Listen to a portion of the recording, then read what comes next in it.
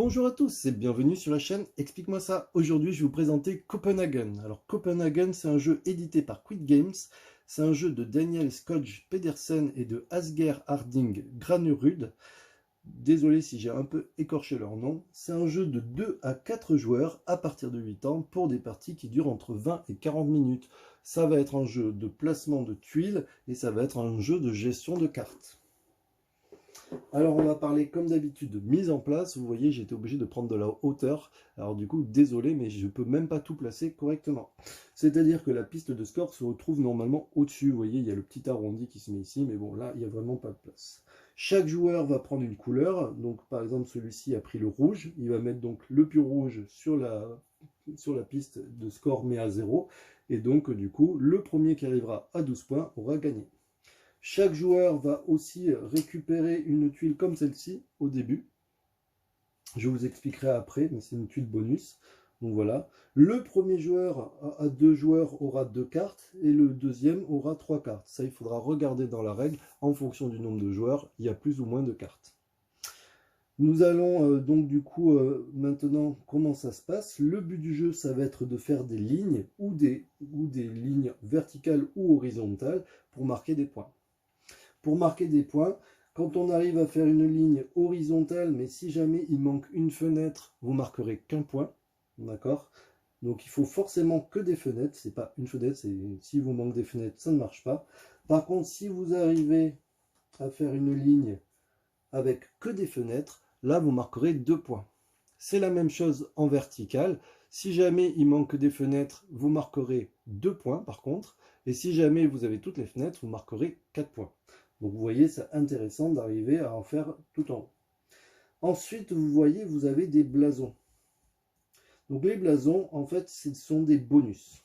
À chaque fois que je vais tomber sur un blason, par exemple, si jamais même je mettais ça comme ça, vous voyez, je recouvre un blason et donc du coup, j'aurai le droit à un bonus. Mais juste avant, je vais vous expliquer comment on récupère les tuiles parce que ça va vous permettre de comprendre un petit peu. Pour récupérer des tuiles, c'est très simple. Par exemple, si jamais je veux par exemple une tuile jaune comme celle-ci, vous voyez, il y a 2 emplacements. Donc en gros, il faudrait que dans mon jeu, j'ai 2 jaunes. Là, en l'occurrence, j'ai 2 verts, donc du coup, je ne peux pas. Mais par exemple, je peux décider à mon tour de jeu, parce qu'à un tour de jeu, on a le droit à 2 choix. Soit on prend des cartes, soit on pose des cartes. Enfin, on prend quelque chose. Donc là, je décide de jeter 2 cartes, et je peux positionner une tuile verte. Il y a un bonus si jamais vous arrivez à poser une tuile verte à côté d'une tuile verte ou une tuile rouge à côté d'une tuile rouge adjacente, et bien du coup ça vous coûtera un de moins. Donc c'est-à-dire que par exemple, si j'avais encore 2 cartes, je pourrais positionner celui-là, normalement ça coûte 3, j'en ai que 2, mais vu que je le positionne à côté d'un vert, ben, vous voyez, je pourrais, c'est possible. Donc ça me coûterait que 2 cartes. C'est aussi un peu comme un Tetris, c'est-à-dire que quand on pose des tuiles, on ne peut pas les mettre en plein milieu, d'accord? On peut les mettre comme ça ne pose pas de problème, même s'il y a des trous, c'est pas gênant. Je pourrais aussi positionner, vous voyez, comme ça ne gêne pas. Par contre, voilà, je ne peux pas décider de le mettre comme ça. Il faut forcément que ça puisse descendre. Donc ça, c'est pour la pose des tuiles. Maintenant, comment on prend des cartes? Pour prendre des cartes, c'est très simple. On va prendre des cartes qui sont adjacentes. Donc à mon tour de jeu, si c'est à moi de jouer et que je décide de prendre des cartes, j'ai le droit de prendre par exemple la verte et la bleue, ou la verte et la violette, ou la bleue, ainsi de suite. Par contre, je ne peux pas dire que je prends la verte et la rouge, ici c'est bloqué. Donc du coup, je vais par exemple prendre la verte et la violette. Sauf si, et c'est pour ça qu'on a un pouvoir au début, vous voyez, celui-ci, ça vous dit que vous pouvez prendre des cartes même si elles ne sont pas adjacentes. Donc, si je veux l'utiliser, j'ai le droit de l'utiliser. Je le retourne pour dire qu'il a déjà été utilisé. Et là, par exemple, je pourrais dire je prends cette verte et cette verte. Voilà, mon tour est fini. On remet aussitôt des cartes. Et c'est au joueur suivant. Le joueur suivant va regarder ce qu'il a. Par exemple, il a 3 violets. Il va dire je jette 3 violettes et je prends une tuile violette de 3. Donc, par exemple, il va la positionner ici. Et c'est au joueur suivant. On va dire que c'est à moi. J'ai 3 vertes. Bon, j'ai 4 vertes. C'est à mon tour de jeu. Je vais dire que je dépense 4 vertes pour prendre, vous voyez par exemple celle-là. 1, 2, 3, 4. Et je la positionne ici. et vous aurez compris, c'est ainsi de suite. C'est à lui de jouer, il va décider de prendre une jaune et une violette. Aussitôt, on remet. Donc vous voyez que les tours s'enchaînent très vite. Là, c'est à moi. Je vais par exemple prendre 2 jaunes. On remet. Lui, alors bien sûr, les cartes sont face cachée. Hein. Là, lui, il va prendre ça. C'est un petit peu juste pour vous montrer. Ce joueur va prendre ces deux-là. Et donc là, par exemple, c'est au violet de jouer. Il peut décider donc de prendre ces 2 jaunes, non, alors ces 2 violets plutôt, pour vous montrer. Donc là, il prend 2 violets, mais je vous ai dit que si jamais ça touchait un violet, il avait le droit, au lieu de payer 2, du coup, enfin de payer 3, ça lui coûte 1 de moins. Là, en l'occurrence, du coup, il paye que 2. Ça tombe bien, il a 2 violettes. Donc là, il le positionne par exemple ici, ou ici, ouais. Donc là, il le positionne sur un blason. Alors, qu'est-ce qui se passe quand on le positionne sur un blason? Je vous l'ai dit un petit peu tout à l'heure, on va avoir des bonus. On aura le droit à quoi? Alors, on a le droit à 3 bonus différents. Premier bonus, c'est un de ces 4-là. On peut prendre un de ces 4-là et l'utiliser dans la partie quand on veut. On peut cumuler les bonus, il n'y a pas de problème. Par contre, on ne peut pas avoir 2 fois le même bonus. Quand je dis cumuler, c'est-à-dire que je pourrais jouer celui-ci, puis celui-ci si je voulais dans le même tour.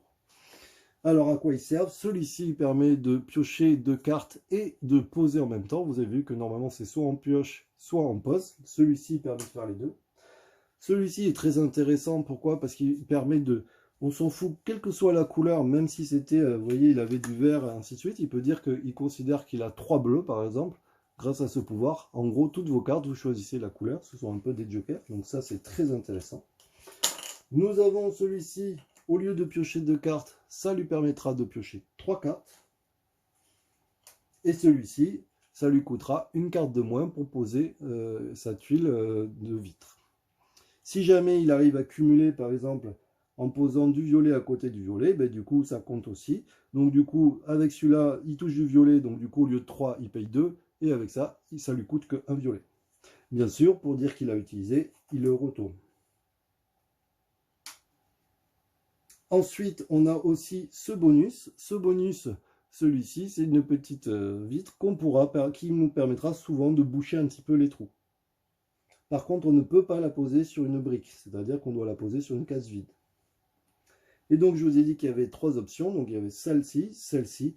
L'autre possibilité, c'est de retourner celle qu'on a déjà utilisée. Pourquoi? Ça nous permettra de les réutiliser plus tard. Si vous en aviez 2 de retourner, pas de problème, vous pouvez quand même tout retourner. Donc voilà, vous voyez aussi maintenant qu'il y a des bonus donc, qui se posent ici, qui sont ici, mais on a aussi des bonus de ligne. Vous voyez sur ces 3 lignes. Pour activer un bonus de ligne, c'est très simple. Alors là, je triche un peu, hein, c'est juste pour vous montrer. Mais en gros, si jamais, je vais quand même bien vous le faire pour éviter que je me fasse critiquer. Voilà, si c'est comme ça, vous voyez, j'ai fait une ligne en face de ce blason. Du coup, j'ai le droit à un bonus, je vous le rappelle, soit ça, ou soit on redresse ce pouvoir. Là, vous voyez, si vous aviez bien compris, j'ai marqué 2 points. Pourquoi? Parce qu'il y a 2 vitres ici. Donc c'est un jeu assez stratégique, vous voyez, c'est assez rapide, il va falloir jouer les cartes en main, regarder bien les couleurs. Attention, il y a quelques règles, quelques points de règles supplémentaires. On ne peut pas avoir plus de 7 cartes dans les mains. Si jamais j'en ai 6, je peux en prendre 2, mais par contre, il faudra que je me défausse à la fin du tour. Il y a 2 façons de finir une partie ou de gagner une partie. C'est-à-dire qu'une fois que le premier qui tombe sur cette carte, c'est la carte fin de partie, vous regarderez dans les règles, mais c'est marqué en fonction du nombre de joueurs, elle va arriver petit à petit. Dès que quelqu'un tombe dessus, on arrête la partie, on regarde qui est premier, qui a le plus de points. Celui qui a le plus de points a gagné la partie. Et sinon, la deuxième façon de gagner, c'est le premier qui arrive à 12 à gagner la partie. La partie s'arrête immédiatement. Voilà, j'espère que ce jeu vous donnera envie. En tout cas, il est plutôt plaisant, il est un petit peu stratégique.